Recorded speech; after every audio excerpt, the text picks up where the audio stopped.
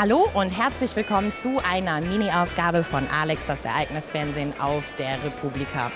In dieser Ausgabe beschäftigen wir uns mit dem Thema Kultur und Internet. Dafür habe ich mir ein Panel angeschaut, in dem die Frage diskutiert wird, was eigentlich Open Data ist und warum Open Data wichtig für unsere Kultur ist. Warum es wichtig ist, dass unser kulturelles Erbe im Internet frei für jeden zur Verfügung steht. Außerdem habe ich mir ein Forschungsprojekt angeschaut, in dem verschiedene Akteure herausfinden, was man eigentlich von der Clubkultur verschiedener Länder über ihre Gesellschaft lesen kann.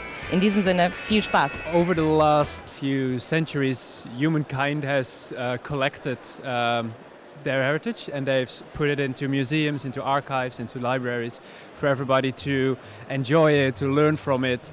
And what we are trying to do now is to make that accessible to an even more wider audience, so to make it available for everybody who has access to a computer with the internet, learn from what's out there, connect with different collections, see what else there is basically.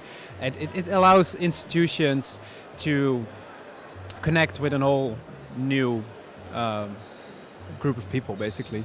And you mentioned in your keynote that the definition of open or of openness is not so simple. It's a bit more complicated. So could you elaborate a bit more on that? How do you define openness? And open, it's quite a delicate thing. If you put stuff online and making it just accessible, but behind a paywall, for example, it's not really, it's there, but it's not open. Open really means that and everybody can take it, I can use it in any way I want. I don't have to limit myself to certain restrictions. For example, if I want to make a commercial revenue out of it, or if I want to change what's there, to make it, to remix it with other stuff, I should just be able to do anything I want with it. And within this cultural context, it's really important also for researchers that they can take what's there and use it in their own research without bothering, without being restricted by the legal aspects of it. And that's why we, at the Open Knowledge Foundation, to make this thing clear, we have formalized the open definition.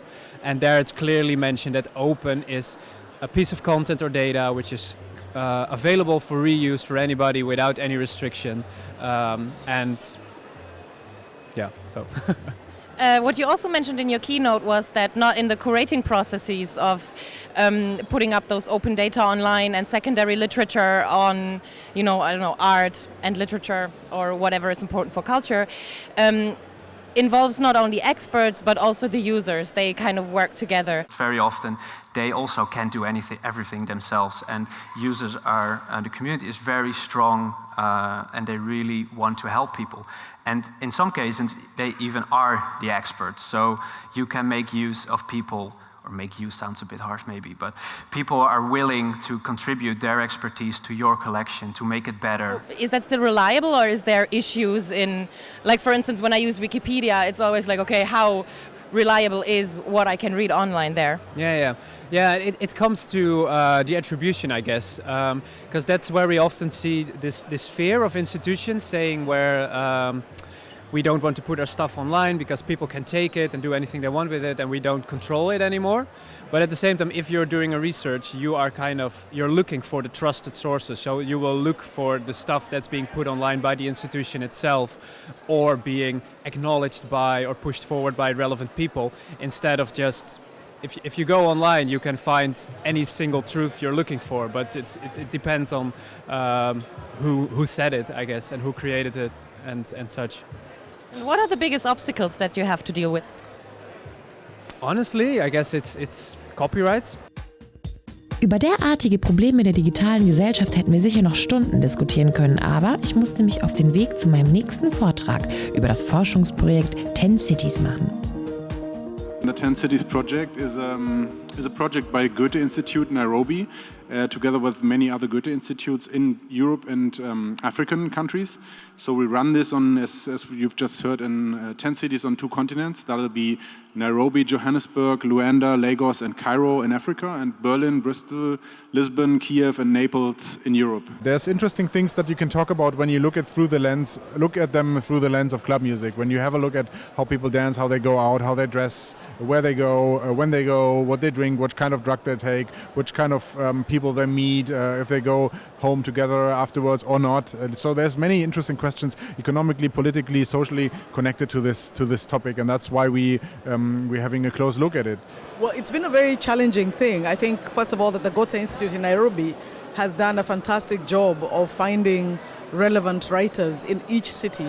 I think that was also a difficult part of getting this project going, traveling to Luanda and finding out who is the best person to write about urban space in Luanda. You know, what kind of background do they have as an academic? And so, like, for that, we have a very exciting entry. We have Angela, who is actually an architect. Whereas in Naples, you have somebody like Ian Chambers, who's written so much on popular music. So when we had the workshop in Nairobi last week, the fascinating thing was to bring all of our ideas, some of them coming from very different corners as academics, others coming from very interesting places as journalists. But we found that public transport is a very important club space. Would you want to talk about this a bit? Because where you come from, matatus are a very interesting form of club. Thank you. It's an interesting thing about public transport because it's not just the music that plays inside. It's a way the vehicle itself looks. It's a way it's set up as a stage. It's a way it's set up as a dance space, as a space of expression. And so sometimes, whether you're in Lagos, whether you're in Johannesburg where they call them taxis, or you're in Dar es Salaam where they call them daladala, or in Nairobi where we call them matatus, what you will find is the way in which the space, both outside and inside the vehicle, is colored with lyrics or names of artists. Beautiful, beautiful graffiti, but also just a legend, a statement about which artist they think is doing the most interesting thing at the moment, or which particular song has a catchy rhythm, or sometimes just a catchy phrase, and a phrase that travels not just within the car, but travels within the society. The clubbing and the public space, it's not so separate. Like usually it's like this village, around village, like a soba or the spiritual leader and actually the leader of that place just calls the people just join and they make food and they make music and they dance and they talk and they do everything at the same time.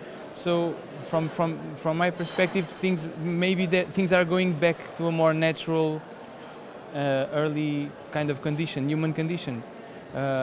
Because maybe with the Industrial Revolution we tended to separate like work from music and things, and to school from music sometimes. In Portugal, music is not within the school, which is something quite weird.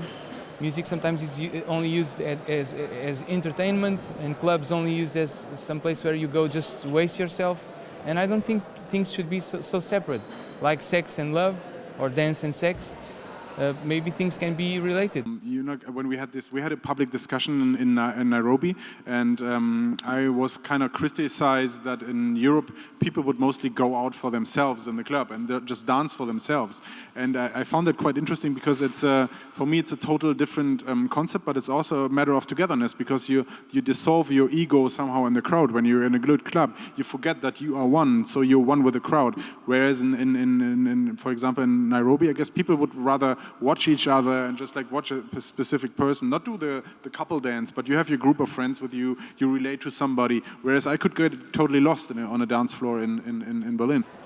Overall, as I look at the club culture in Nairobi, the thing that reflects itself the most is how acquisitive Kenya is as a country, as a people, how quick we are to absorb and borrow from all over the place, but also how we localize, how we make something so different. Like Florian was talking earlier about how if you're in the club in Nairobi and a particular song is playing, you can't just dance anyway. There's a particular dance that people have formed for that song. And so for you to feel part of the group action, you very quickly learn the steps. I would say in a nutshell that dance is expression, dance is affirmation, but dance is also belonging.